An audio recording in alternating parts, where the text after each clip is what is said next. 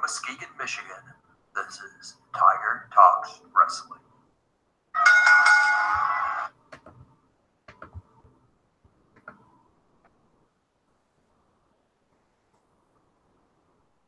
Hello, everybody, and thank you for tuning in to Tiger Talks Wrestling. I am, of course, your host, Tony. I am joined today by DBW's own It Factor Cyrus. How you doing? Doing well, thanks. How are you today? Not too shabby at all. Pleasure to be on the show. Nice. Good to have you on here. So we'll get right into things here. Let's start off. What first got you interested in pro wrestling in the first place? Let's start with that. Well, growing up, my father always watched wrestling. Always watched NWA and the WCW, back WWF, WWE, whatever you want to call it. And pretty much I grew up watching it with my father, and that was pretty much like our bonding time. Every Monday night, we always watch Nitro. We always watch Monday Night Raw. And so that really caught my interest and started, escalating as I went further on and grew up to become an adult. And even today, it carries over to my children as well. They enjoy watching wrestling as much as I do. This is great. Speaking of family thing. Speaking of family thing, we got Scorpion and Casey James says, in the kitchen of greatness.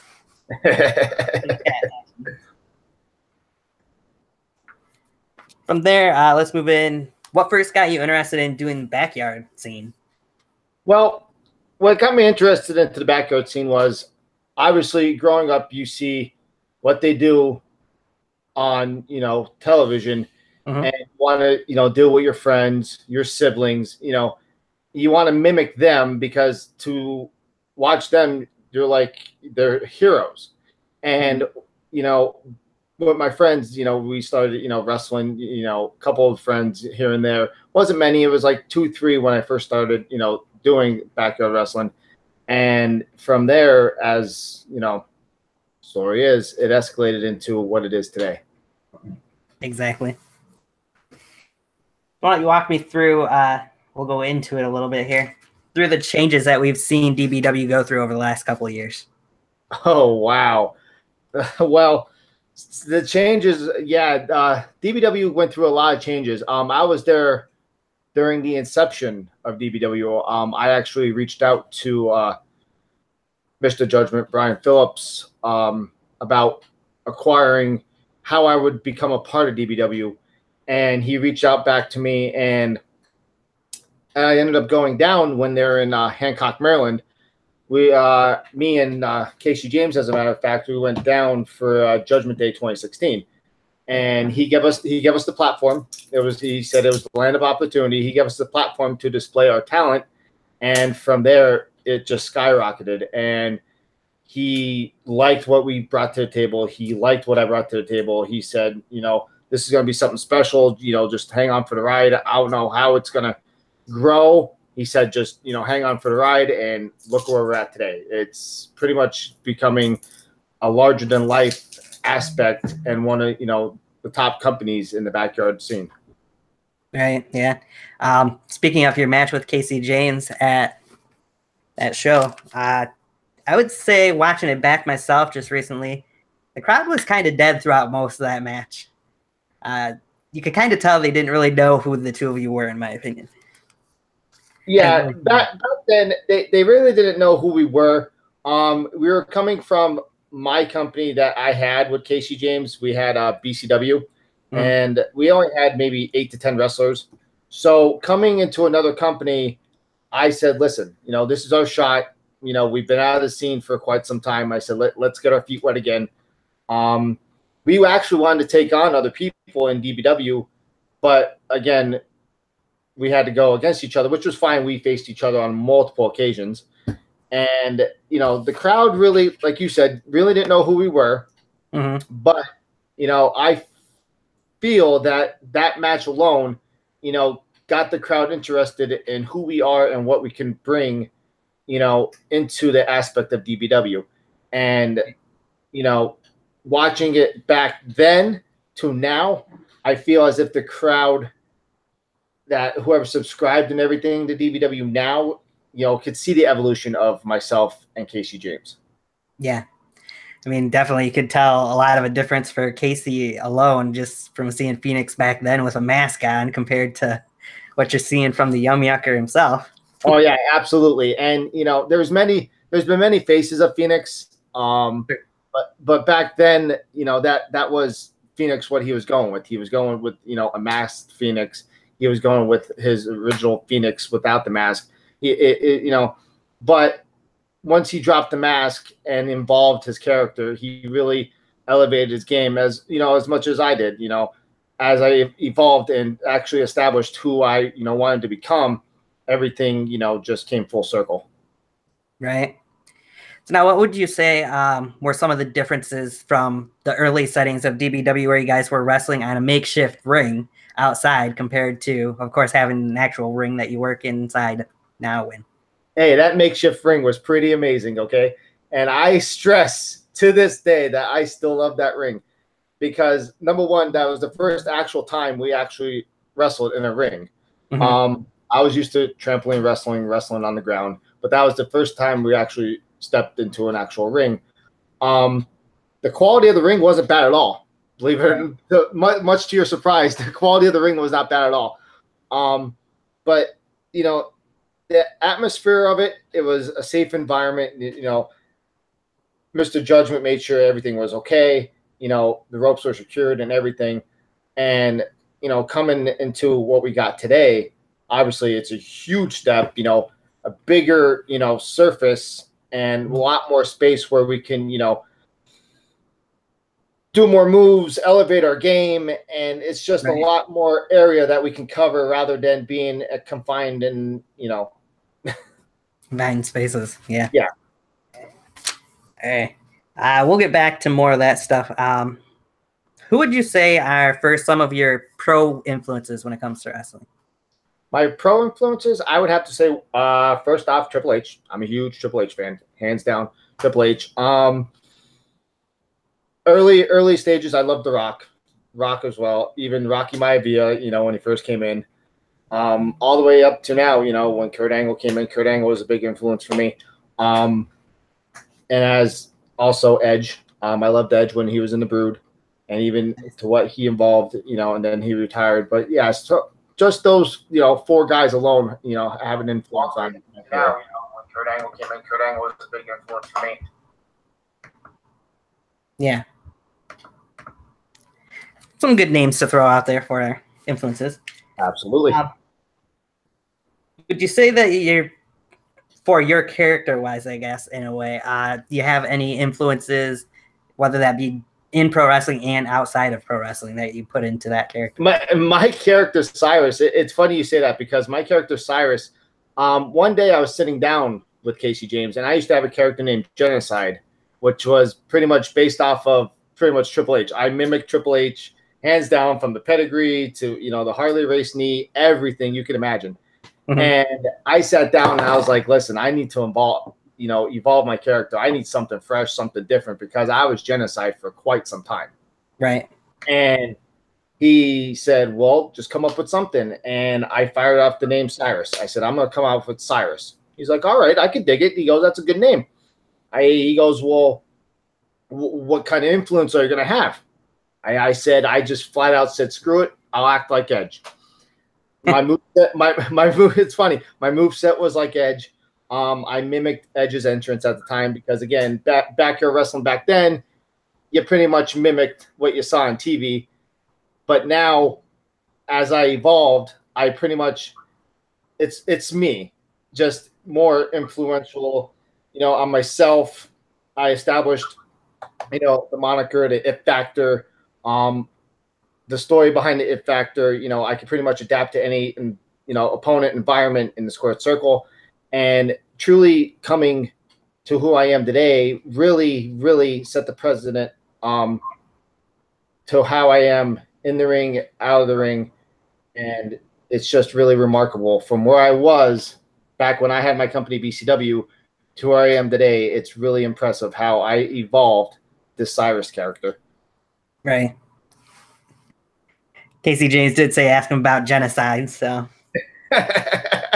Yeah, Genocide, a lot of people like Genocide. A lot of people don't like Genocide. A lot of people say Genocide acts like a robot because he has no feeling. He has no nothing. Because Genocide was pretty much all business. I got in the ring. I did what I had to do. I took charge of whoever I was in the ring with. I made sure that obviously it was always safe, no unsafe environment. Right. And I made sure I got the win no matter what. If I had to get myself disqualified, it did not matter. I just made sure the Genocide character was a huge factor. And Genocide was a very, very serious character, whereas Cyrus is kind of like a laid back, cocky, go with the flow kind of guy. Right. So it's a huge, huge difference to what, I am today. Gotcha. Sounds that way. All right. And when we talk about that match that you had with Casey James at Judgment Day 2016, you mentioned Edge was an influence. We did see you win the match originally with the spear, so. Yes, because I had two finishers. One was the spear. I kept the spear. Yep. And the other one was I had the lights out. Was pretty much like Cody Rhodes' Crossroads. Yep. But I ended up dropping that, and I figured I needed something more impactful. And I've noticed over the course of a couple of years, I haven't really seen any Death Valley drivers in the backyard scene. Right. So my new finisher is called the King's Curse, and it's a running Death Valley driver. Which is nice. Seen a couple recently, Death Valley drivers otherwise, but just recently. Recently, yeah. All right. Another match you wanted to touch on that I went back and watched as well was a ladder match that you had in DBW for the Global Championship at the time against The Enemy. I watched that match, and I will say I've seen better ladder matches, of course, but it was a very good ladder match you two put on. Going into that match, number one, I didn't know who The Enemy was. Mm-hmm. All I was told was, you're going up against The Enemy at Danger Zone. I was like, okay, well, who's The Enemy? Well, this is The Enemy. And I was like, okay. And it's for the global title. So I had this mentality like, I'm going to win the global championship. I'm going to become the global champ, yada, yada, yada. And then going into the match, I'm like, oh, this is The Enemy. And, he's a pretty good competitor. I wouldn't say it wasn't my, greatest ladder match. It was a good ladder match. It was, I would say it's in my top 10. I'm not going to say, it's in, my, the bottom 20, but it's in my top 10 matches. And I actually enjoyed going against The Enemy. Again, some of his moves are really, impactful, so to say. And that elbow drop that he did off the ladder, oh my God, that just really drove the nail home. I, as you saw, just pretty much fell out of the ring. Yep. Because the impact of it, it hurt so bad. I just plop. No choice but plop. Right. And I would say that match was kind of a battle of elbow drops at points. Seen you hit a couple and seen him hit a couple before that final one. So between that and you guys used the ladder to a pretty good point steering the match as well. So oh yeah, absolutely. And I even stressed upon that going into it. I said we need to use this ladder as much as we can. I said I don't know if we're going to have any other weapons or not. So I said we're going to utilize this ladder as much as possible. And I enjoy ladder matches. I really do. Mm-hmm. And I try to use the ladder in every aspect I can imagine. And I felt being early on in DBW, because no one really knew me, I felt presenting myself in a ladder match so people would understand who, I was. I would say I did a pretty fairly decent job at establishing that I could compete in a different type of match rather than just a singles match. Right. But you want to have that variability, I guess is the word you could put it. Show that you're not just a one-trick pony. Oh, yeah, absolutely. Because, if people see that you're a one-trick pony, they're going to say, well, okay, we saw you compete in a singles match. That's great. Congratulations. Well, what can you do in a ladder match? What can you do in a tables match? And so on and so forth. And if you establish yourself in each aspect of a different match, they're going to be like, oh, okay, so he not only can compete in singles matches, but he can do everything else. Yeah, I would say a little bit of the opposite. There is one guy in DBW right now who is kind of labeled as a one-trick pony, so as to speak, or a certain type of match that he's in, and that's of course Samael. A lot of people like to say can't do anything other outside of a hardcore match, which we all know he can. But listen, I competed against Samael many years ago, and when he first got into the backyard scene, and it was a straight up singles match. And I must say, I have a lot of respect for the guy. He, right. He came a long way from what he was then till now. And, I like to bust his chops every now and then that he can't compete in, a singles match, but he knows that, it's all for fun and that he can, go toe to toe in a singles match. And, he can wrestle when need be. Right. And we'll get on the topic of Samael a little bit later on as well, but Casey James does say that your finisher hurts like hell, by the way. well, I mean, the size of Casey James and the impact of me running and just, I can imagine it's going to hurt like hell. So he's absolutely right. He also says the enemy is stiff as fuck. The enemy was kind of stiff at times, but then there were some points where he was fine. But yeah, for the most part, it was so like a 50-50 balance. Like some points of the match he was stiff, other points of the match he wasn't. But when he was doing his no-release suplexes, they were stiff. They were stiff. They looked like they were. They were. Yes. It's good to see you, FDN. Casey wants me to ask you about the box fan incident. The box fan. Ask him which box fan incident, because there was quite a few. I don't have to. You just did, but we'll see what he comes up with.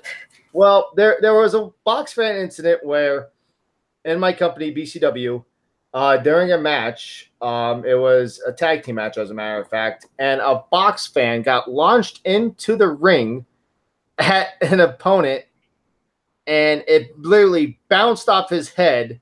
It wasn't even thrown into direction. It was just launched in no direction at all, and it bounced off his head and just went in the total opposite direction at all.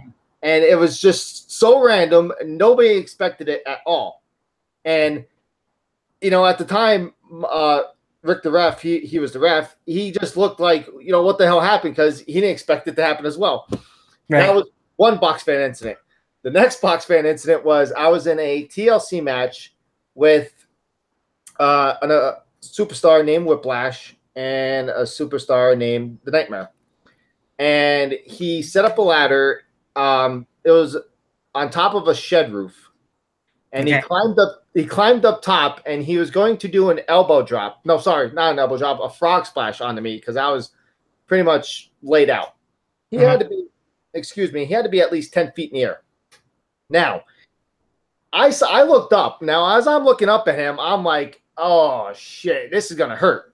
Right. So, I don't know what possessed me, but I started looking around. Lo and behold, there's a box fan there. Don't know how it got there throughout the whole entire match. Do not know how. He jumps off. 10 feet in the air, jumps off.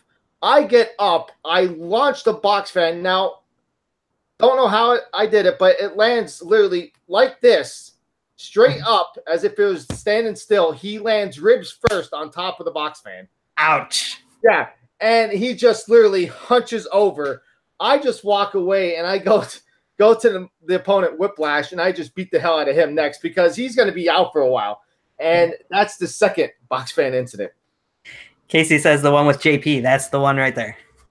Yep, the one with JP. That's the one, like, again, 10 feet in the air, lands right on top of the box fan. Damn. Scorpion says, I don't know what exactly he was referring to here. Maybe you can clarify. I take 5 to 8 and keep going, LOL. Just joking, 3 is my limit. Don't know if he means your finisher or enemies' suplexes. I think it might be my elbow drops, because, again, that's one of my signatures. If he's talking about my elbow drops, then, yeah, he could take quite a few. If he's talking about my finishers, yeah, he could probably take a few of those too, but then after a while, yeah, he can't. Right. Casey also said Judgment is the stiffest wrestler alive.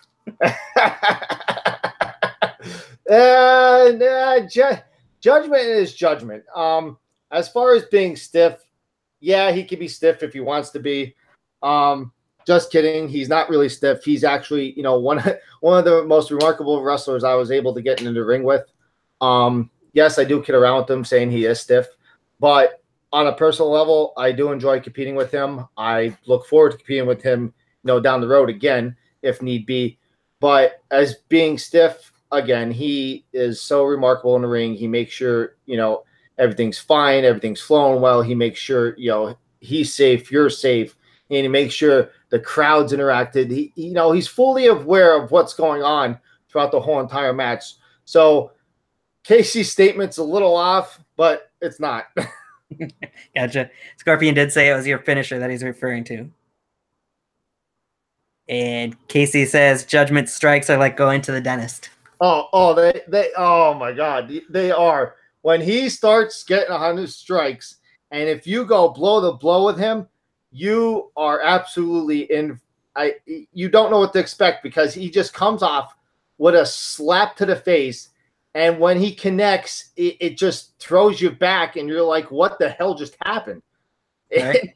And the thing is, it's so impactful that when you think about it and you want to exchange blows back with him, to get the crowd interacted and exchange blows, but then you got to think in the back of your mind, wait, here comes another one, and it's going to throw you back again. And then you're like, all right, that's enough. That's enough. Nice. Well, since we're on the topic of Judgment, brings us to the next point we want to make. It was you who took the DBW World Heavyweight Championship off of Mr. Judgment from his last reign. Yes, I did. You cashed in the #1 Contenders Championship. What was that match like, and the feeling for you to win the World Heavyweight Championship in that night? Going into that, we'll backtrack. We'll go all the way back to the early days. Back when DBW was in Hancock, Maryland, Mr. Judgment took on Phoenix, and Phoenix ended up joining forces with Mr. Judgment. Now, not many people know, but behind the scenes, me and Mr. Judgment had a encounter, so to say. And Mr. Judgment was looking for like an enforcer type person, and he offered me to join the Dark Brotherhood with him and Phoenix. Obviously, I shook hands. That formed the Dark Brotherhood. We were very dominant going into the year 2017. Like, we were on top and everything. I won the #1 contender belt at Total Domination. Yep. Against Adam Anderson. And during that match, I actually injured myself. If I remember correctly, you and Casey or Phoenix at the time were the tag team champions as well. Yes, we were the tag team champs. And during the match with Adam Anderson, we performed a top rope suplex. And I can't really recall what happened or if I landed wrong or what, but as soon as I landed the impact, I knew something was wrong with my shoulder. I had a grade 1 separation in my shoulder. I ended up finishing the match, and then later on in the evening, like you mentioned, I had the ladder match against the Future Industry, and we completed the tag match. Now, Casey James ended up, doing whatever, and then I never lost the tag titles. And yes, that's still running to this day. I never lost the tag titles, never.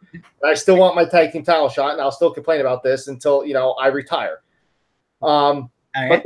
But going into this, I kept DBW management informed about my separation, because again, the time frame I was told was I'd be out for a month, 2 months, and I wasn't sure if I'd be able to compete right away. Then came Primal Origins. I wasn't able to compete there, and then going into Blaze of Glory, I was actually cleared to compete. And during the one segment, as a matter of fact, when Mr. Judgment won, he retained his title. I ended up celebrating with him, as you can recall, and I turned my back, and he nailed me with the title. Okay. That pretty much, infuriated me and, wanted me to get back quicker than ever. Now, going into Blaze of Glory, he retained the belt off of Paradox. Correct. Now, nobody expected me to even get in the ring or anything because, again, nobody knew I was cleared to compete. I stepped into the ring. He thought, I could go, with one arm, which, again, I could probably take him on with one arm, no questions asked. Yeah. But he was, pumped and ready, ready to beat my ass because I was a one-armed man and yada, yada, yada. Well, when I took that sling off, because, again, I was cleared to compete, and atmosphere just erupted because it was so, like, full circle from the early stages to then. And I think it threw Mr. Judgment for a loop because he didn't expect me to be cleared because he thought, again, I wouldn't be cleared until God knows when, that I should just give up my number one contender belt. Right. I cashed in. Then, here's the funny part. We tricked everybody, thought everything was hunky-dory, thought the Dark Brotherhood was going to, return. Mm-hmm. Well, no, it wasn't returning because I recalled what he did. I hit him with the King's Curse. He kicked out. He hit me with a Judgment Slam a little later on. I kicked out, which, again, he was a little shocked that I kicked out of a Judgment Slam because to that point, if you recall, nobody had. Right. So, and then finally, I gave him the spear. He kicked out. And then if you recall, I did his typical taunt that he always does, his boom. Right. And with another King's Curse, I just threw my shoulder over him. Adam Anderson at the time was the special guest referee. He did not know to count to 3. He did not know nothing. So he just counted 1, 2, 3. So he was just as shocked as everybody else was. It was really a remarkable moment. And, one of my highest points in DBW. And to actually win the title in less than a year being in DBW, it really showed management, that they entrusted in me being a champ. They saw, what I could do in the ring. They believed in my ability to carry the company as a champion. And I was really grateful and honored to become the DBW World Champion at Blaze of Glory. Nice. We'll move on from there a little bit to the next match. But first, RJ Carnage is in the chat room. Good to see RJ. Yeah, good old RJ.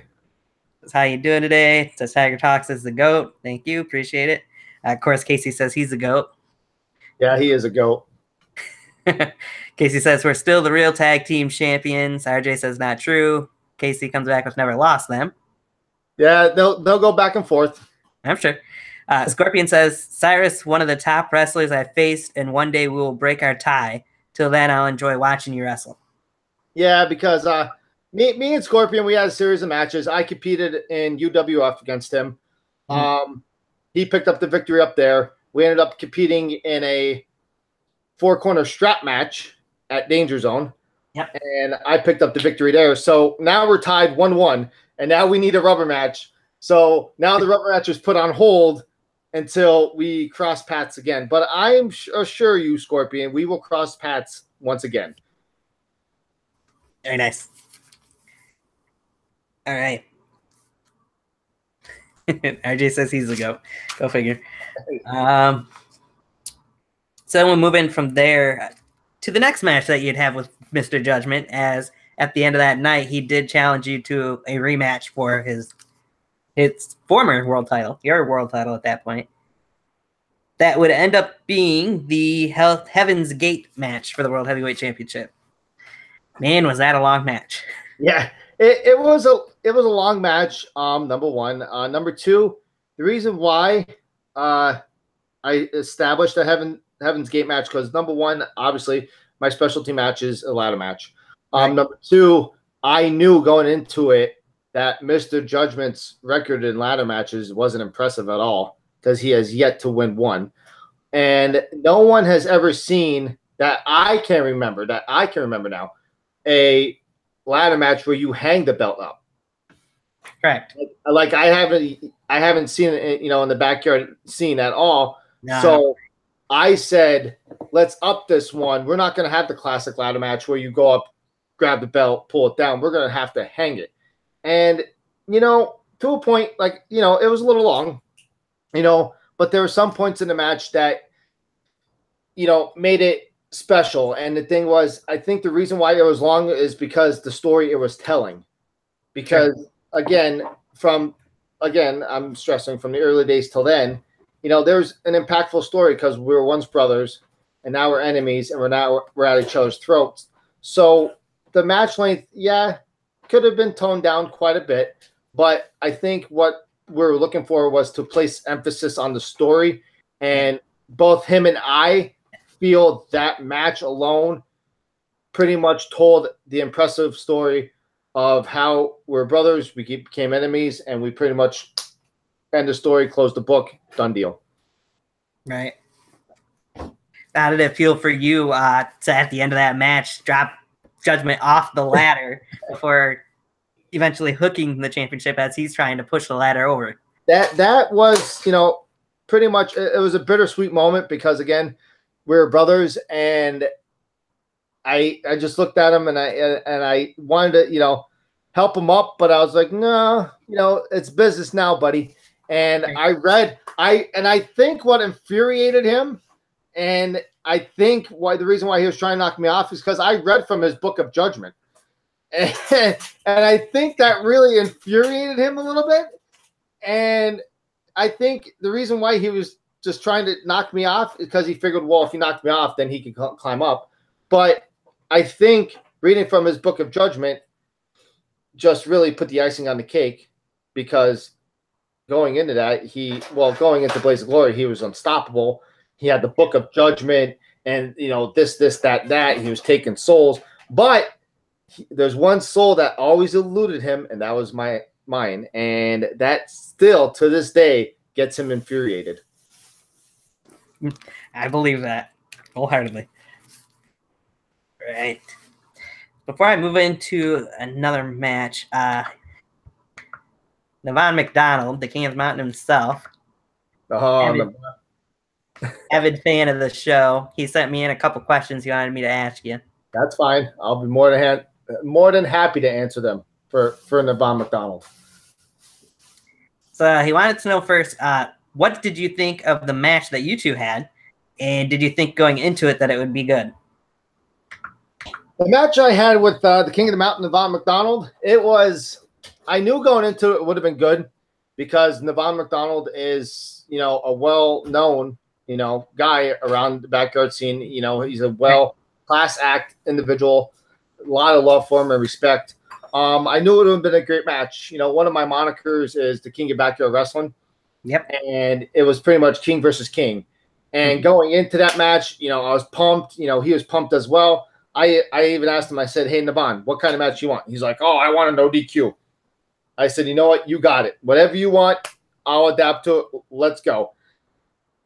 Match went forward. You know, it was a pretty impressive match. To this day, if you go back and watch that match, you should listen to that chair shot he gave me on the outside, because to this day, I could still feel that chair shot. That was so stiff and so impactful.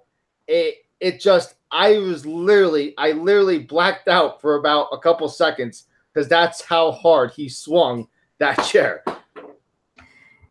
So he'd follow that up with, and how was it taking the El Kabong with his guitar? Because that was honestly one of the best shots to date. Yeah, yes, his guitar shot to me, wow. If you looking back on that match, he blasted me, and I mean blasted me with that guitar. It wrapped around my neck, and I had a cut from the back of my neck all the way probably down to the middle or to the front of my neck from the guitar being wrapped around my neck. And I was bleeding a little bit. I had a scratch on the back of my head, and it was just the guitar imploded. That's all I can say. The guitar imploded, and the impact was actually spectacular. I was actually honored that I took a guitar shot from the King of the Mountain. There you go. And I think he had one more question. Before I get to his other question, yeah, that's actually it. would you ever be willing to travel to NUW and compete for NUW? Whatever. Yeah, absolutely. If NUW, wants me, to step into their ring, I'll be honored to. Navon knows how to, get a hold of me. I have, like I said, just, previously, I have a lot of respect for Navon. Class act guy, but if NUW, comes calling, they say, hey, we want you to compete, I'll be more than happy to, no hard feelings toward anybody. And, maybe one day down the road, you will see Cyrus and an NUW ring. Well, I'm going to mention Navon and mention DBW. Another thing, you were on the call pretty much for the triple threat match that happened at All Hallows Eve. What was it like for you to see the triple threat match between Navon, Mr. Judgment, and the Dark Side? Seeing that match, that match was impressive. I did the commentary, yes. All three men, well respected, very, very, very competitive people. They gave their bodies throughout that whole entire match, and just being able to call that match and witness that match is special in its own right for me and for the fans, because they really got a treat that night. It was spectacular. It was three different elements, so to say, because you have the Dark Side where he could sacrifices his body, and then you have Navon where he could do the same exact thing, but he can also get really technical if he needs to. And then you have Mr. Judgment where he has, this attitude where he just, wants to take everybody's soul, so to say. But, if he needs to get down and dirty, he will. But if he has to go toe-to-toe and wrestle, he's also, very versatile and he can wrestle. So watching all three of them collide was an absolute honor and a privilege for me to see and call. And if I had, to rank top matches in regards to me doing commentary, that would be one of them in my top 5. Nice. All right. Go back to this. Unupdated Gamer says Cyrus a 2 MVP after that guitar shot. RJ Carnage says Cyrus is a goat. I'm going to sleep now. See you guys later. Yep. Yeah, RJ, thanks for tuning in. Yep. Thank you, RJ. All right. So we move in from there. You had a decent run as DBW World Heavyweight Champion, which we'd see come to an end as we came to the close last year when you faced off with Casey James, an old familiar foe. Yep, me and Casey James went toe-to-toe yet again. And looking back at my DBW title run, it was pretty impressive because, again, I won the title at Blaze of Glory, defended it at Judgment Day, defended it at Danger Zone. Yep. And going into the matches with Casey James, the first encounter that we had was a pretty back-and-forth match. Again, I came up short. He captured the DBW World title. And I pretty much wanted my rematch, and I said, you know what, we're going to settle this once and for all because, again, he's an enemy of mine, a rival, so to say. Yep. We competed for 10-plus years. So, I mean, we know each other like the back of our hands. And I said, we're going to settle this once and for all. We're going last man standing. Yeah. And he said to me, you want a last man standing match? You got it. And that set the stage for Merry Mayhem between myself and Casey James in the last man standing match. In a very physical last man standing match that you two put on. It's a very good match as well. What was it like for you to be in that match? Walk us through it a little bit, and then obviously be the one that lost in that fall before I'll get into what happened after the match as well. Going into that match, I knew there was like a lot of weight on my shoulders because our first encounter was good, but we needed to make this encounter a lot better than our first encounter. Right. So there was a little bit of pressure on our shoulders. For myself, it was me trying to reclaim, the DBW World title, and for Casey, it was for him trying to retain it. The physicality of the match, it was a very physical encounter. we wanted it to be a physical encounter. We wanted to tell the story that how we were bitter rivals and that we needed to close the chapter on the Casey James and Cyrus feud. And telling that story at Merry Mayhem, I feel as if we actually closed it on a good chapter. Yeah, it would have been nice for me to recapture the DBW World title, but I'm not bitter or anything. I am very pleased at the fact how the match turned out, and I'm very pleased at the fact that we ended the rivalry on a high note and not a low point and leave it open-ended, so to say. Right. So for that, I'll also mention this. What made you decide to come out to Casey's music at the beginning of that match in the first place? One thing that really bothers Casey James is when people mock him. He hates when people mock him. I can see that. I said, you know what? I am going to mock that sumbitch to no end. And I came out. I looked at him, and he was backstage with me. And I looked at him, and I said, watch this.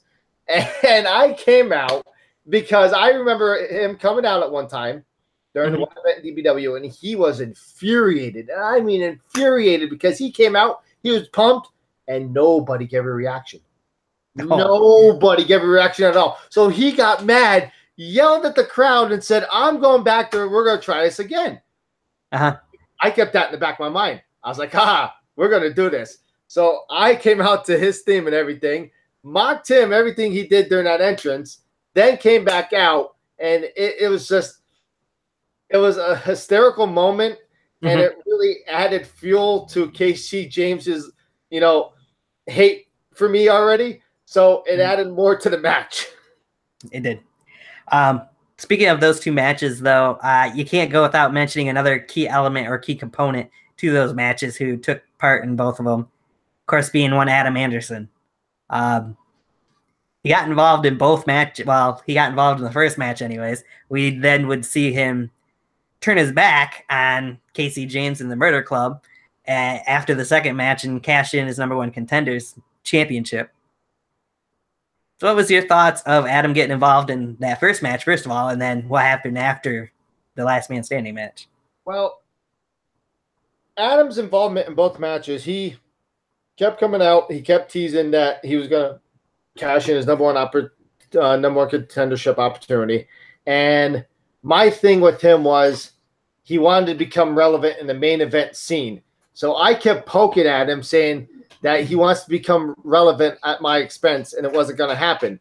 So I kept poking and poking and poking, and he kept saying he was going to cash in, and he can cash in whenever he wants, yada, yada, yada. And I said the only reason why he's going to cash in on yours truly is that he wants to become relevant in DBW. Because up till then, you heard nothing about Adam Anderson. The only thing you heard about Adam Anderson was he competed at Total Domination, and really, he was going with his whole flow, so to say, throughout that whole year. And then once he won the #1 contendership, again, he thought he could, step up to the big league, so to say. And again, I kept saying, you want to become relevant, you're not going to become relevant at my expense, and I'm going to make damn sure you don't become relevant at my expense. Yeah. And seeing him interfering, I was inviting him in because, again, I take on anybody. You want to step in the ring with me? Hey, let's go. I don't care. So him coming out and me trying to get him in the ring, yeah, it kind of psyched me out because I should have been paying attention to Casey James. And, yeah, he got the best of me. But, again, I guess he became relevant because he distracted me. So I guess I'll give him a slight bit of credit. And, yes, I'm going on the record. I'll give him a slight bit of credit. He did become relevant at my expense. Gotcha. Slightly.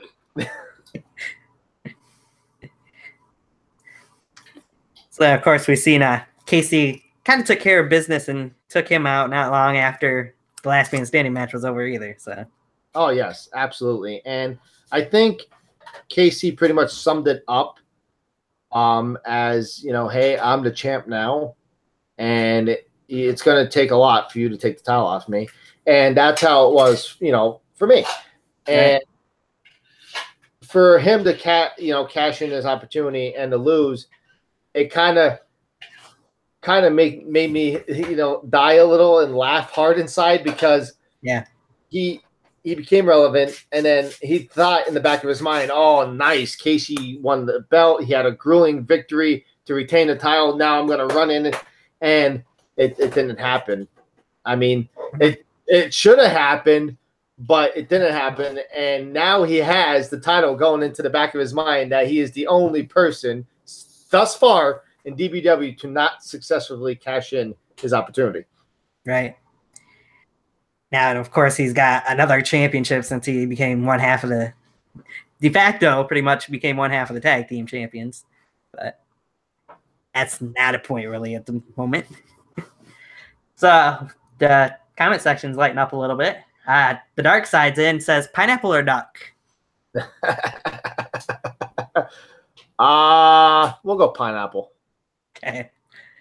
Samael says Cyrus is one of the best in DBW and BYW, super underappreciated. Thank you very much, Samael. Mutual respect back. Casey Jane says accurate about that. Judgment says Cyrus is the man. Oh, Mr. Judgment's in the room as well. Oh, here we go. Curse Casey says Judgment sucks. Judgment says I may not like you, but I respect my former Dark Brotherhood members.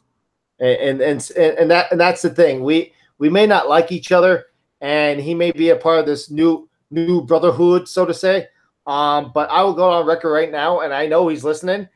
The new brotherhood is pretty much run like a daycare center compared to the Dark Brotherhood.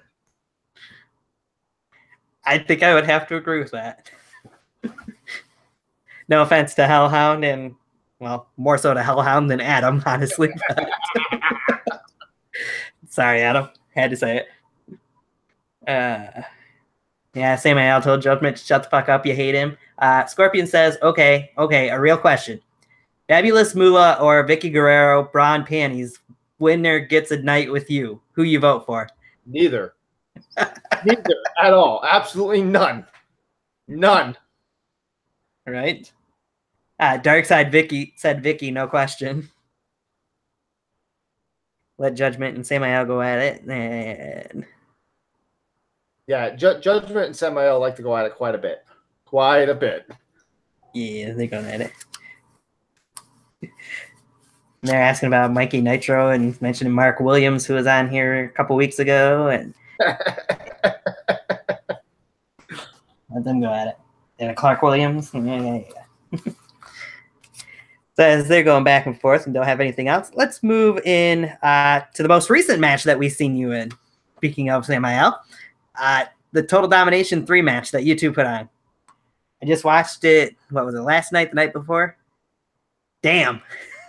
One word to subscribe that match. First of all, let me point out one fact. Whoever was supposed to be in control of the camera, you suck. Yeah, because at points in that match where they had the camera left in the arena when you guys were fighting out in the outside and we couldn't see a damn thing. Yeah, that actually infuriated me quite a bit. I don't blame you. But when they got the camera situated, it was like, okay, you got the camera situated now. That was good. Once they did. But yeah, you two tore the house down. I haven't seen all of Total Domination 3, but I'd be surprised if that. Still watch Total Domination 3. You're missing out on the whole event. I know. I've seen the 2 matches only so far. I do plan on, at some point, taking time to watch the full 4-hour show. It's 4 hours. It's hard to set aside 4 hours just to watch backyard wrestling or wrestling in general, but I will. I promise that. Okay, good. All right. But still, like I said, I wouldn't be surprised if by the time I do watch all of it, that I'll still say this, that you guys probably stole the show.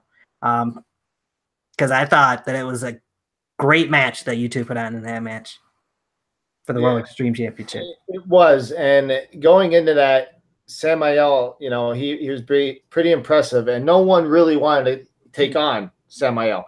Everybody, seen what he could do, and that he just sacrifices his body and does not care at all. And I said, you know what? Guess what? I'm coming to the table, and this is what I'm bringing. As you can see in that match, I brought a printer, I brought a kitchen sink, a sledgehammer. You name it, I brought it. Right. And again, respect for the man, a lot of love. That match really, really is in my top matches. And as far as stealing the show, I feel it stole the show, and I still feel to this day it should have been the main event. Should have been the main event. Granted, I'm not taking nothing away from the penitentiary match because there was a lot of great competitors in the penitentiary match. But still, to this day, and Samael, if you're watching, you agree we should have been the main event. And he's got on record of saying it on Twitter, so no, he agrees. Samael says Cyrus is the only man outside of the Murder Club that has the balls to face me. So there you go. He's absolutely right. I have not seen nobody on Twitter or any other social platform call to Samael's challenge besides myself. And also put Samael's hashtag should have been the main event. Exactly. Should have been the main event. And I will also go on record. I have mentioned I started a war with Samael. And right now, this just in, first time you'll hear it here, I am not done with this war. And I am not done with Samael. And I will cross paths with him again very, very soon. I believe that. Probably sooner than we think, perhaps. Mr. Judgment did ask, Cyrus, what is your favorite match in DBW? My favorite match in DBW? Oh, man. There was a lot of great matches in DBW from going back to, the Armageddon match between, Mr. Judgment and the Exterminator. Going back to Paradox against RJ for the World Extreme title. Like, there was a lot of matches that really could classify it as great matches. I would have to say one of them would be Mr. Judgment against RJ. That was a back and forth match, competitive match. Another match would be Casey James against Samael. It was a straight up singles match. That was another good favorable match I liked. And also another favorable match at Total Domination 3 I enjoyed, which is in my top favorites, is the Bad Sons against, the Daycare Center, the New Brotherhood. But again, there's so many matches that I could sit here and just tell you all day that are my favorite. But just saying those couple matches, those are my personal favorites. But, again, I could talk all night about, personal matches are a favorite of mine, but, Right. So, before I move on, anything else you want to talk about or mention from your time in DBW so far? My time in DBW so far, I enjoyed it. I've been, with DBW, it'll be 2 years in August. Right. 2 years at Judgment Day. And for what I have accomplished thus far is pretty impressive in a 2-year time span. I'm pretty much, only 2 championships away from being, the first ever Grand Slam champion. I feel, I elevated my game up from 2 years prior. I'm starting, to get a little bit better of understanding of, the ring surrounding and, getting a feel, for the crowd. Because, again, in the early stages of DBW, you only had a minimal crowd, whereas now more people come watch.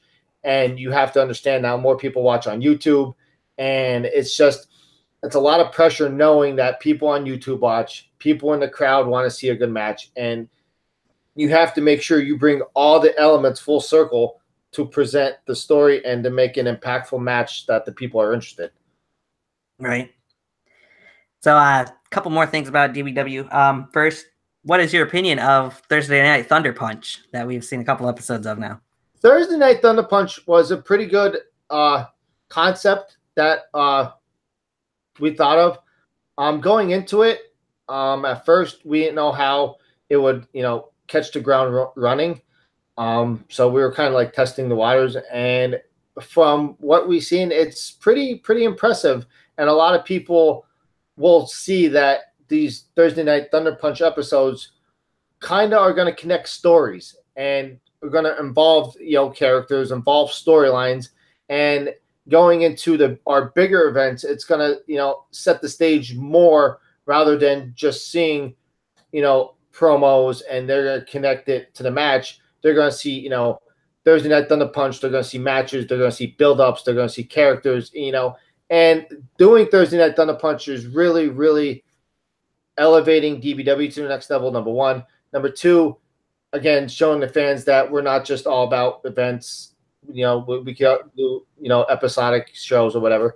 And number three, again, you'll see a lot of character development. And I feel more character development, the more understanding, the viewers will see. Like, for instance, I'll give an example. Caleb Cross.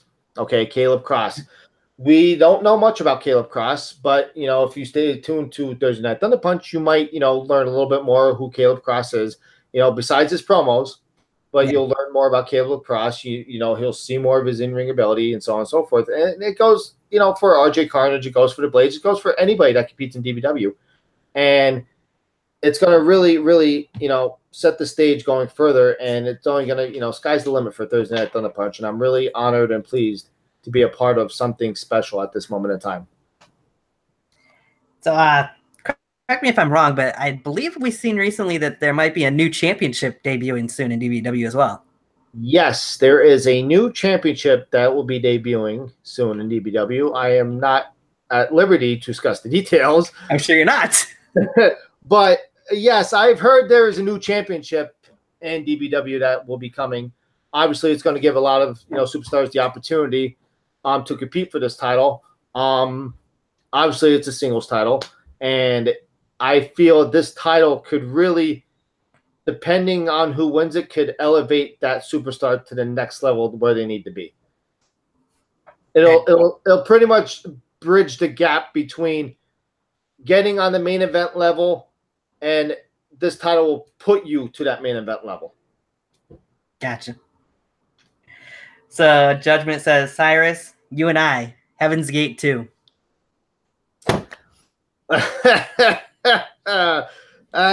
If he wants to go Heaven's Gate 2, he can name the time and the place, and I'll be more than happy to step into the ring, and I'll read the Book of Judgment again. And when he loses again in another ladder match, I don't want to hear him crying. And I'm going to, place it on a big, billboard, poster board, his win-loss record in ladder matches. And I'm going to make sure it's plastered on the DBW arena wall. And every time he comes out, I want him to look up at that and remember that 2 of those losses would be because of me. There you go. All right. So you've gone over to a couple other companies rather. Judgment says, fuck that shit, I hate ladders. And Devin James is in the chat room, says, Cyrus, I love you. Love you too, Devin James. That kind of brings me to my point. Mentioned that you've made crossovers to a couple other companies around the area. You've been to UWF and you've been to, we've seen in KWA or ECW, I believe it was at the time. What were those experiences like for you to travel into those? Well, going into ECW, KWA, I tried to separate myself from DBW because DBW, I was doing something different. And going into ECW, KWA, if people watched, I wanted them to see, oh, well, there's Cyrus, but this is a different Cyrus in there. And trying to separate it was a little tough at first. And then I said to myself, listen, as much as I want to try to separate it, it's not going to happen. Because if people see Cyrus in DBW, and if people see Cyrus in a different thing, doing something different, they're going to be like, wait a minute. Why is he doing something different here? And in DBW, he's doing that. So going into UWF, I just said, I'm going to scratch the surface. I'm just going to do what I do in, DBW and go from there. And it actually really worked out well. That I really didn't have to adapt anything. The only thing I really had to adapt, obviously was my environment, my surroundings as well. But my time in KWA, I won the YouTube championship. Right. I was dressed as Happy, as a matter of fact, and I took on Dylan Von Satan. And yeah, I ended his YouTube reign. And in UWF, when I debuted, again, a lot of good competitors up there. I took on Sega Punk. I took on Scorpion. a lot of love and respect for the UWF guys. A lot of respect for the KWA people that were there during the time.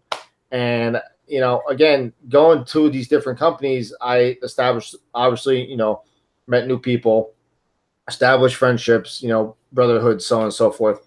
And it really elevated, my wrestling ability, that I could, perform different moves and, even introduce them into DBW, because DBW is pretty much my home. I will always, it's DBW first, and that's the way it'll be until I'm hanging up the boots. Gotcha. Samael says hashtag greatest happy imposter of all time. Yes. Samael was pleased at the fact I impersonated Happy pretty well. He was pretty impressed. So what other companies do you think you see yourself potentially traveling to and being a part of that you haven't yet? Well, I wouldn't mind traveling to Proving Ground. If given the opportunity, if they came to me and say, "Hey, we'd like to see you in Proving Ground," great. Let's work something out. Name the time and place. I'll be happy.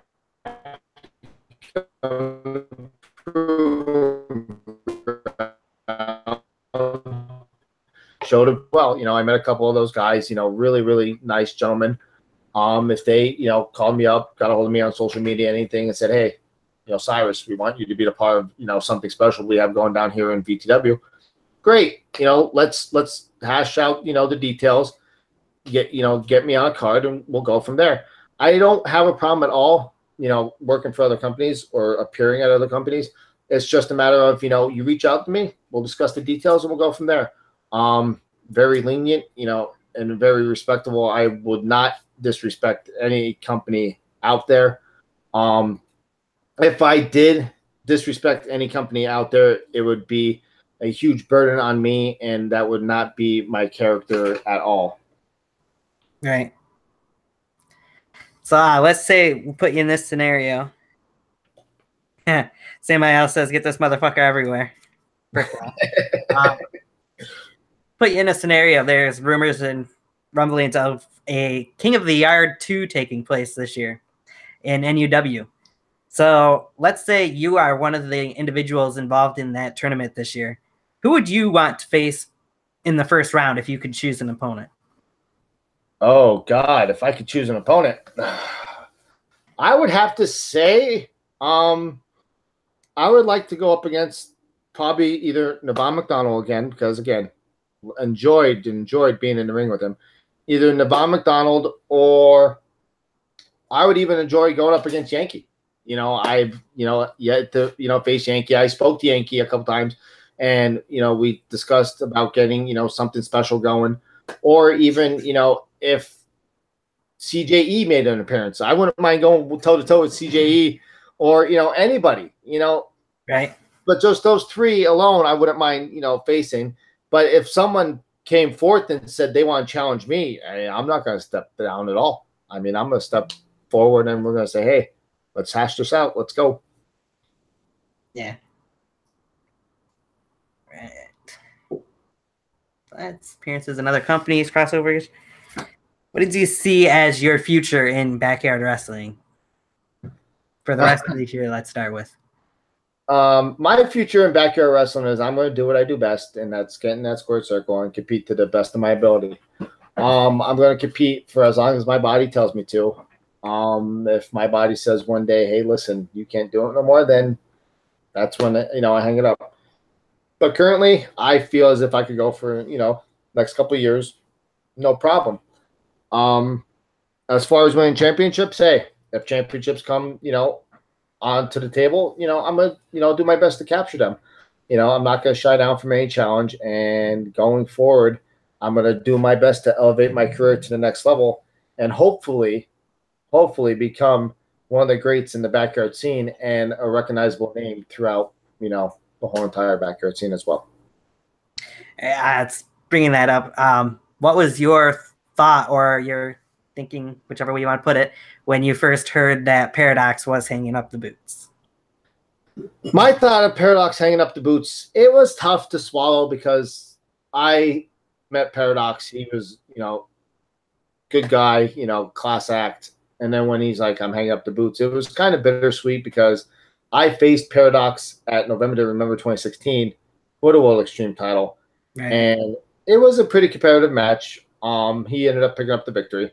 And what kind of infuriated me about his little, Paradox Talks episode that he had is that he said that nobody could, that he was the best. And that kind of infuriates me because he's still, I'm still a little bitter about his victory. And I feel as if I have something to prove to him now. And I know if he ever watches this, and I hope he watches this, I am throwing down a challenge for him to come back and face me because I have some unfinished business that I need to attend to with him. And if he doesn't, I will find him and drag him to the DBW arena and make sure business gets taken care of. But to end this, the whole entire Paradox retirement thing, good for him if he wants to do other ventures. Again, backyard wrestling doesn't last forever. We all know that. Careers come to an end. We know that.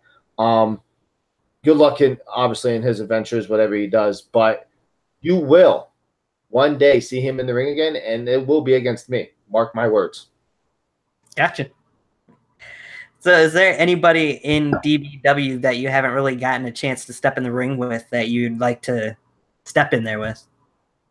Have a feud with? Oh, man. Or I wouldn't mind stepping into the ring.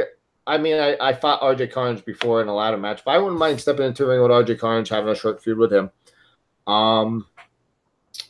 Caleb Cross, I wouldn't mind stepping into the ring with him, showing him, who's boss, because obviously it's not going to be him. I would like, to step into the ring maybe again with Adam Anderson, just to, freshen up my skills because we all know he can't really, no hard feelings, Adam. No hard feelings.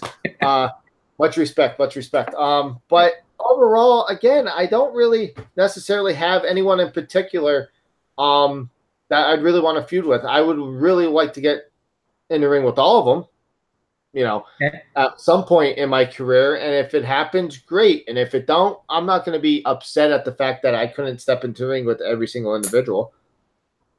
All right. Makes sense.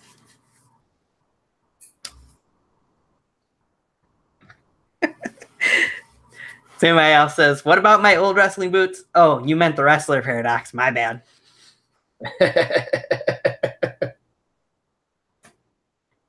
He got jokes.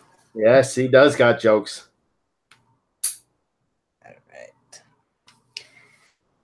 So I'm going to put you in the hot seat here real quick. I had an old question that I asked, but I changed it up a little bit when I took a little hiatus a couple months ago.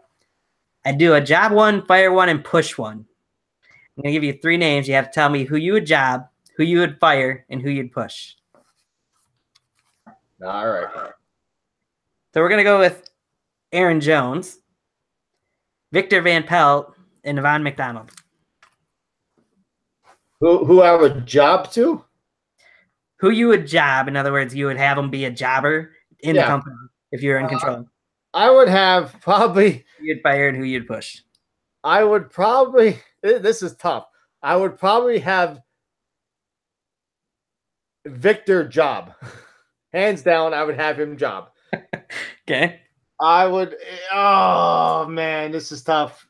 I would probably push Aaron Jones, and I would have to fire Yvonne McDonald.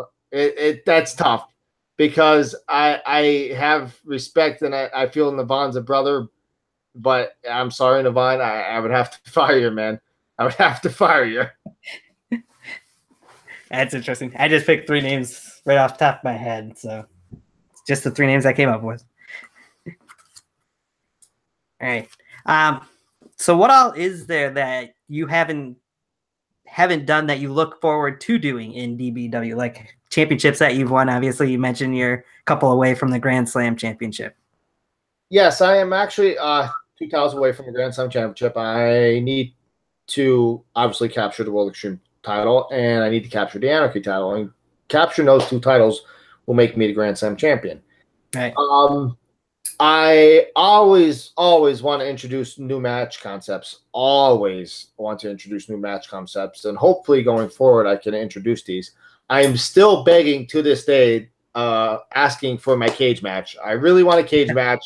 I was told no, I could not have a cage match, and to this day, I am still requesting my cage match, and I have yet to get it. And hopefully, one day I will get it. But overall, again, I just really want to help the business grow. I want to help, the guys that are there. I want them to come up to the next stage as, Casey James, myself, Mr. Judgment, to where we're at. I want to help bring those other guys that need to get there. I want to be the bridge for the, younger talent to come, take over the company, so to say, when, it's time for, us older guys to ride off into the sunset. Right. So what does your theme song mean to you? My theme song means to me, it's pretty much, I picked that theme when I was taking on Mr. Judgment, as a matter of fact, because in the very beginning, I was coming out to my very first Cyrus theme in BCW was Five Finger Death Punch, Bad Company. I came out to Bad Company. I had Edge's intro, do you think you know me? And then it went into Bad Company. I used Bad Company at Judgment Day against Mr. Judgment. Right. Now I picked my new theme, Playing the Saint by Digital Summer. It kind of helped, fuel the feud with Mr. Judgment, because if you go into the lyrics, one of the lyrics is, you think you're so damn perfect, I think you're worthless. Because again, he thought he was perfect until boom, he met me, and I, kept pushing the point, hey, you're not who you think you are, buddy. You may have taken, these many souls, but you're coming up against, one that you're not going to take. And, another thing is, going into the chorus, another lyric was, you can't judge me. And I feel, as, respectable people that I know in the, backyard scene, a lot of people don't really judge one another. And I'm glad they don't judge, their character, so to say. They, judging wrestlability is different, but, judging characters, we all try to, grow each other's characters. And my theme fits me perfect to how I go into the ring, how I'm out of the ring, and just picking that theme really, put the icing on the cake to elevate the Cyrus character, the It Factor, so to say. Right. So what made you decide to start going by the It Factor, for that matter, as well? You kind of touched on it a little bit earlier, but... Going into DBW, like I said, my moniker was the King of Backyard Wrestling. I placed emphasis, I was the King of Backyard Wrestling. No one else had a title that I known of. I know Devon was King of the Mountain, but nobody had the King of Backyard Wrestling.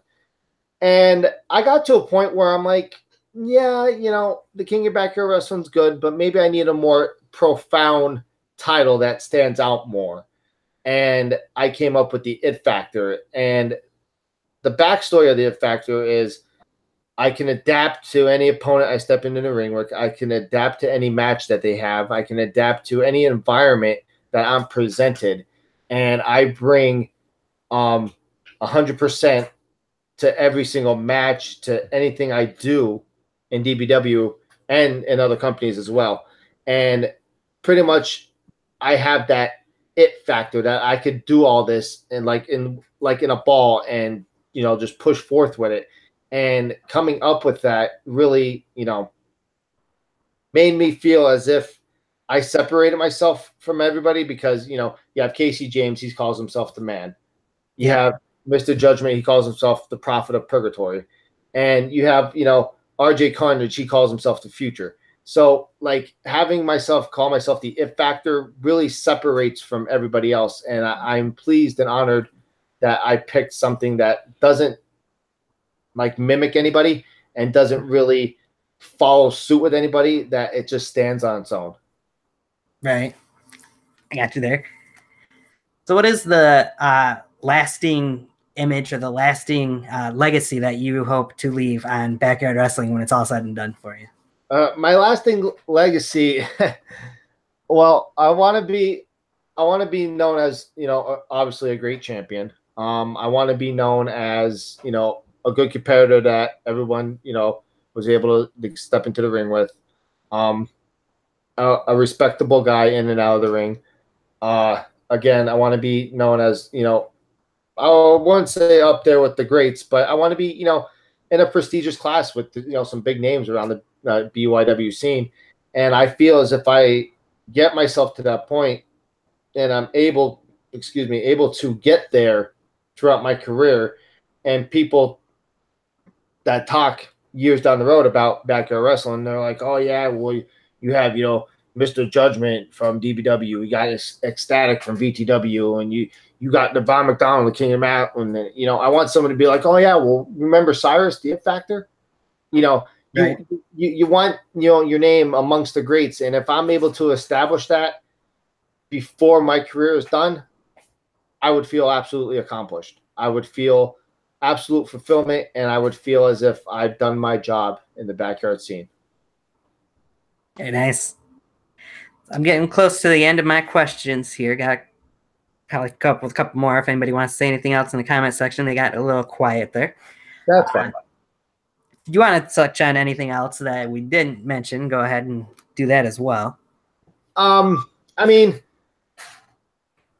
even my backyard career in the early stages before I had BCW, going back to mimicking wrestlers, I would mimic wrestlers. I would mimic The Rock. I would have The Rock's moveset. I called myself The Force instead of The Rock, The Force. I acted like Stone Cold Steve Austin at one time. I called myself Stone Cold Steve Forsey because obviously my name's Steve Forsey. So I called myself Stone Cold Steve Forsey. And I just wrestled with a bunch of friends. And at the time, again, it was just mimicking wrestlers. And it got to a point where my friends shied away from wrestling. And I was like left at a point where, okay, I'm still all about wrestling. What do I do now? And that's when, even, in my early stages of high school, I met Casey James during high school and everything. And he found, that's how we got together as best friends. As a matter of fact, me and Casey James bonded over SmackDown Shut Your Mouth for PlayStation 2. Nice. We bonded over that game. And from that day, our friendship evolved and grew. We're brothers and so on and so forth. But, yeah, even back then, it was a matter of finding an identity in the backyard scene. And even KC at the time, he was wrestling for a company, but he eventually left that company because he, again, wanted to evolve. And we started a couple companies. We had XHW that really didn't take off. We had it was just a couple companies that we're testing the waters with because we're trying to find people with our common interest. Mm-hmm. And there's not many people around our area that has the common interest of wrestling as me and Casey have. And then we found, again, 8 to 10 guys that had the common interest that wanted to do it. Great. This is what we're going to do. And that's when BCW came about, which was Backyard Championship Wrestling on trampoline. You didn't have to necessarily wrestle on the trampoline. You could have wrestled on the ground. Not a big deal.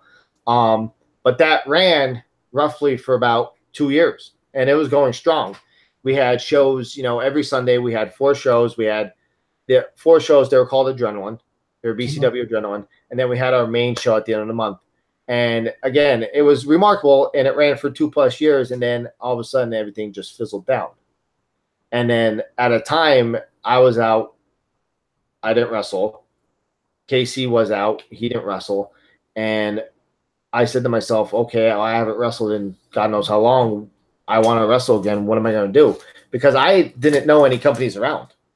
Right. I know that RJ was in a company called ECW. And he was doing that with Victor and everything, the early stages of ECW. And I was like, oh, well, maybe I'll do that. But then I said to myself, no, I didn't. And then when Mr. Judgment issued an open challenge to anyone that got me infuriated, and I was like, "Oh, I really got to take on this guy. This guy thinks he's above me, and this, that." And I was like, "I got to get in contact with him." And I was talking to Casey, and I said, "I want to take him out." And you name it, I was infuriated. And when I told Casey that we were actually going down to DBW, he was actually pleased. He's like, "Oh, great." He goes, "Maybe we can, show them what we're made of and go from there and hopefully build a relationship with them." And I said, "Yeah, I'm hoping." And we were actually looking forward to competing against other people when we went down there the first time. And when we competed against each other, we didn't mind. We showcased our talent. And then from there, we were told, "Hey, we want to bring you on board." Right. I was kind of taken back, like, really? Like, I haven't wrestled in like over 4 to 5 years, and you're telling me, you want to bring me on board? I was actually honored. I'm like, wow. So then I'm like, oh, well, now here we go. I got to brush up my skills again because I was out of action for 4 to 5 years. Right. And Casey was the same way. He was out 4 to 5 years because at one point he retired, and I said, no. I said, come out of retirement, buddy. I said, you're going to lace up the boots again. Let's go for the ride. And I actually think Casey is pleased at the fact that he came out of retirement and he, came along for the ride, because where he's at today, he would not be if it wasn't for me bringing him out of retirement. Right. So what do you think of the differences roster-wise of DBW from when you first started out there compared to what we see now and having guys travel to DBW?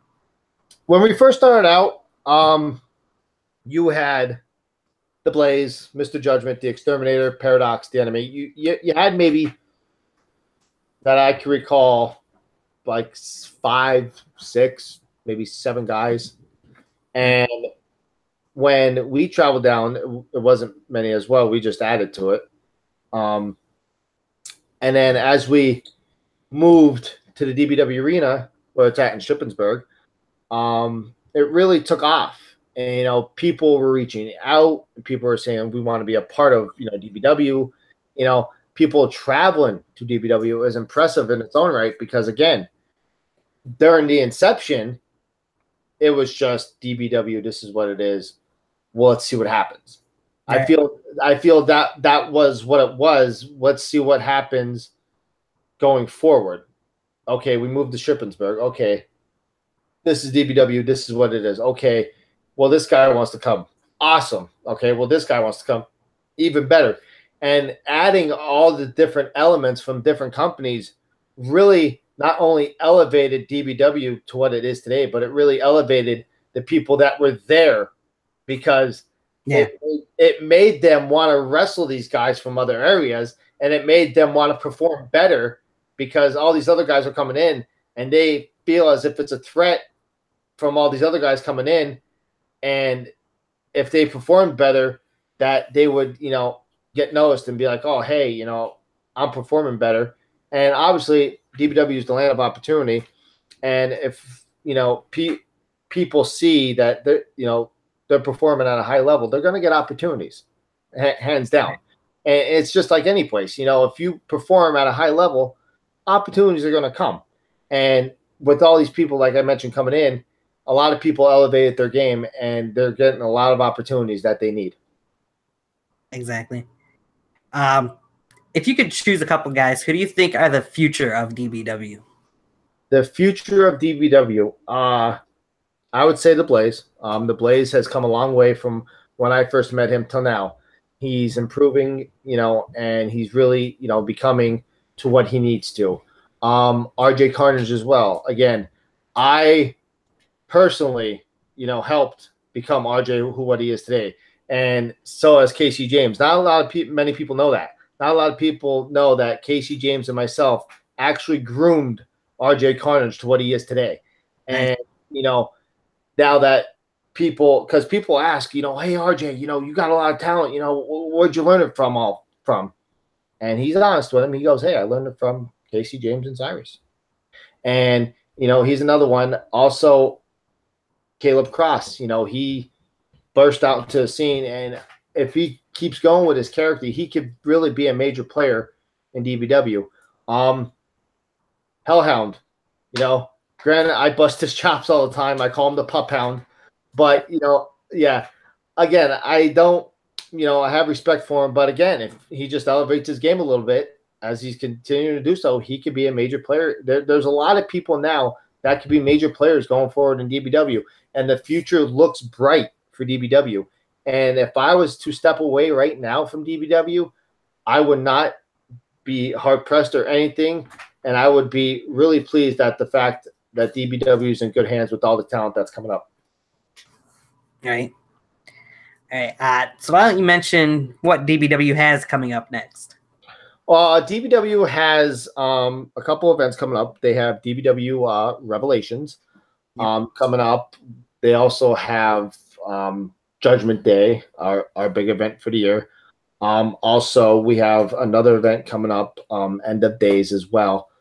A lot of these events are going to be pretty much filling in the gaps and setting up stories for Judgment Day. Again, a lot of character development as well, you'll see. Even Thursday Night Thunder Punchers, you'll see a lot of great matches and character development. And it's going to really set the stage for a really, really good Judgment Day this year. Judgment Day this year will probably be one of the best Judgment Days you will ever see in DBW's inception. Mark my words. That's saying something because last year's was pretty incredible. Yes, and each year we at DBW try to top. How are we going to top it? That's how we feel. How are we going to top the next event? And how are we going to top this? And how are we going to top that? But the way everything's going now with character development and stories, DBW Judgment Day 2018 could be one of the top Judgment Days of the company. Very nice. All right.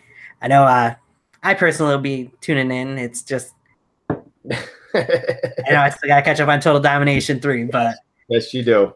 The only reason I didn't watch it live was because I had family visiting and can't take away from family time. So. Oh, God, no, absolutely not. But, yeah. Other than that, as long as I don't have anything going on, I plan on watching live streams as long as you guys are doing the live streams. Yes, absolutely. Catch the live streams. The more live, the better. I would agree with that. All right. Anything else you want to plug since comment section's still quiet? So. Nothing really I really want to plug besides the fact that, like I mentioned, I'm not done with Samael. Our war will continue, Samael. As far as Scorpion, well, he's still bitter that we're still tied 1-1. I'll end that, little segment as well. I do plan one time before I retire to reclaim my DBW tag titles I never lost. And I do plan to become at least a 2-time world champ at some point, even if I have to dethrone Mr. Judgment if he's champ again. And as far as, becoming a Grand Slam champ, sky's the limit. And for me to become the first Grand Slam champ, if I'm able to successfully claim these titles, the Will Extreme and the Anarchy, it'll be a great honor because I will be in a class of my own. I'll be the first, Grand Slam champion. I'll be the first to, capture, all the, gold that DBW has to offer. And even in the event that this new title comes along and I got to capture that one, I'll capture that one as well. Right. Now, of course, we know Samael has one of those 2 titles that you're aiming for the Grand Slam Championship. As of right now, though, the other one is held by Hellhound. So if you're going for his championship, you also have to have, of course, Judgment and Adam Anderson in the back of your mind as well. Is there any specific way that, well, not necessarily that you'll reveal it, but any specific way that you would have to deal with them if that happened? Well, I'm not really worried. I mean, as we see, Hellhound can't really pick up a victory without the help of, Adam Anderson and Mr. Judgment, which, again, I kind of expected because why would, Hellhound actually be able to pick up a victory on his own? As far as handling Mr. Judgment, I've handled Mr. Judgment. I handled Adam Anderson. So I know what it takes to handle them, and I know what it takes to get the job done. And if by chance Hellhound can actually have a normal Anarchy championship defense without any distraction from them, I would personally be pleased, number one. And number two, I would personally be honored to pin him and take his title away. But hey, I'm just saying maybe one day he can actually have a clean victory rather than having shiesty victories and having, Mr. Judgment and Adam Anderson help him, because personally, that doesn't make him look like a good champion, in my opinion. I would agree with that. Samael says, war never changes. Ron Perlman, hashtag Fallout. No, there's going to be fallout. I'm not done with Samael. And like Samael's mentioned before, no one has the balls to step up to him, and I will keep stepping to him, and I don't care if it's not even for the World Extreme title. I'll keep stepping to him until finally DBW management says, hey, we're going to give you another World Extreme title match. Great, let's go for it. But I will keep stepping to him until I get the World Extreme title. Sounds good. So we'll have to make sure to be on the lookout. I'm sure on Twitter and everywhere else will be posted for whenever DBW returns to action, whether it be a Thursday Night Thunder Punch or pay-per-view event, whatever you want to call it. Yes, absolutely. But beyond that, this is about the point where we'll close out the show since, again, like I said, not much going on in the chat section here. Right. So I'll give you a chance. Any last words, any last thing you want to mention? Last thing I want to mention, thank you for everybody who watched, everybody who left comments, thank you. It was an honor and a privilege. Again, to you, Tony, I was honored that, you brought me onto the show, because you mentioned a lot of people wanted me to on the show, and here I am, finally on Tiger Talks. And, going forward, personally, my personal reference, I would love to see RJ Carnage on an episode. So if you can, please get RJ on an episode. It doesn't have to be immediately, not immediately, but just get him on an episode, because I feel people need to actually know who RJ is, because people see him as the top face in DBW, but no one really knows who RJ is. And I feel if you bring him on and you give him a platform like you've done to every other superstar that you brought on, and to myself, I feel that people will know who he is and what he brings to the table and what he can do in the backyard scene.